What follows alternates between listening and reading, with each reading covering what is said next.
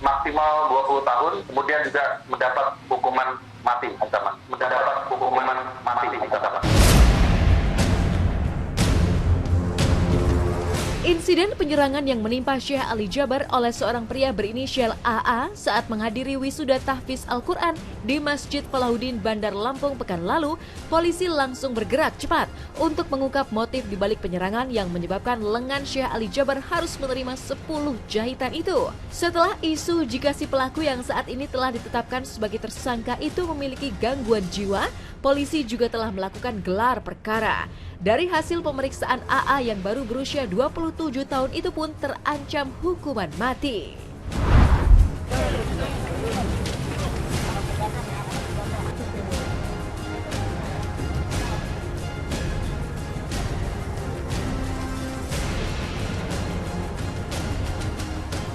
Jadi apa kegunaan daripada rekonstruksi ini adalah benar-benar apa yang dituangkan dalam berita acara itu diyakini betul-betul dilakukan oleh tersangka. Jadi ada 17 adegan ya dalam kegiatan tersebut, dan kami juga sampai saat ini sudah memeriksa sekitar 17 orang saksi. Nah, dari unsur-unsur tersebut kami telah melakukan penyitaan berupa sebilah pisau bergagang kayu, kemudian juga ada baju yang dikenakan oleh korban yang berwarna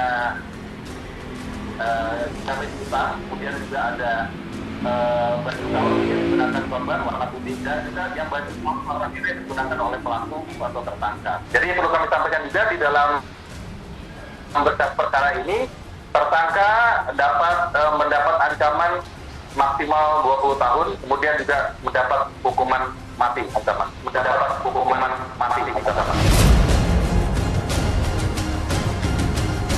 Saya harap semuanya tenang dan insya Allah semua akan tertuntas dengan baik melalui aparat kepolisian. Jelas kalau kemudian katakanlah ancamannya sampai hukuman mati, ya saya pikir ya sah-sah saja. Karena bisa jadi kemudian polisi menganggap ini pembunuhan berencana. Polisi menganggap ini pembunuhan berencana. Pembunuhan berencana. Karena menurut keterangan bisa jadi yang pelaku lakukan ini tidak menusuk lengan, tetapi yang dituju adalah leher. Maka kalau kemudian ini pasalnya adalah pembunuhan terencana, ya saya pikir lumrah kalau hukumannya adalah mati.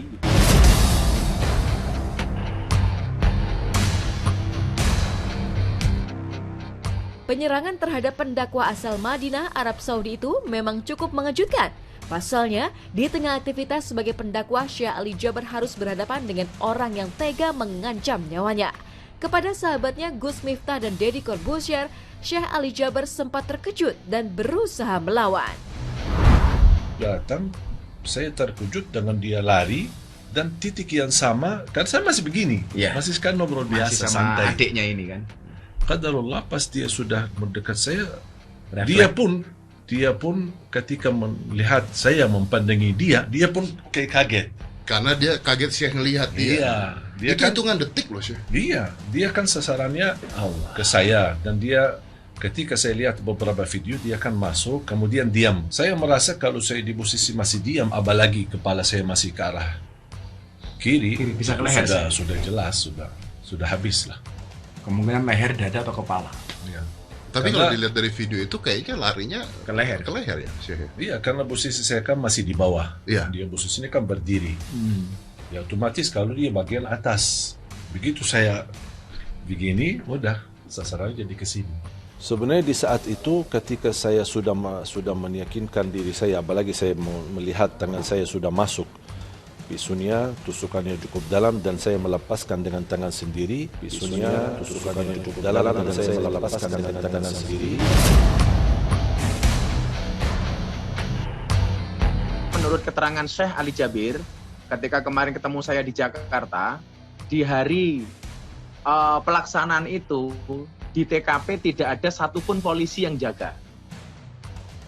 Ini artinya menurut saya panitia teledor. Harusnya standarnya selama ini yang saya dapatkan itu saya turun dari bandara itu sudah dikawal, di hotel saya dikawal, sampai lokasi pengajian saya dikawal, di tempat pengajian dikawal sampai saya pulang ke bandara lagi.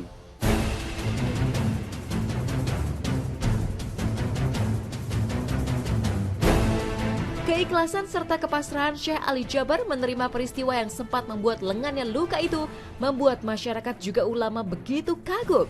Tapi benarkah jika akibat insiden ini para ulama juga pendakwah menjadi waspada? Tidak ada. Tenang aja. Saya orangnya tenang, santai. Dan buktinya saya selepas kejadian ini saya lanjut acara malamnya. Bahkan saya lanjut acara ramah tamah bersama jemaah sebagaimana saya biasa menentukan waktu khusus buat jemaah bersama-sama kita ramah tamah dan juga tanya jawab lebih santai. Dan alhamdulillah semua acara selanjutnya berjalan lancar sampai saya pulang ke Jakarta. Kita yang muda-muda seperti saya ini patutlah menjadikan Syekh Ali Jaber sebagai panutan, sebagai uswah, sebagai suri toladan.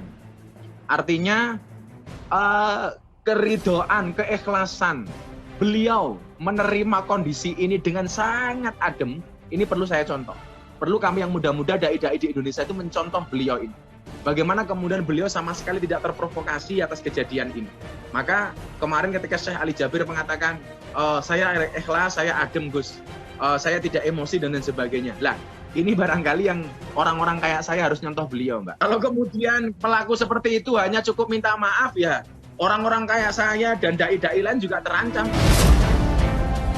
Para ulama dipuji oleh Nabi sebagai warasatul anbiya, sebagai para pewaris Nabi, dengan segala resiko yang ditanggung, ya mereka para ulama sudah pasti siap menghadapi.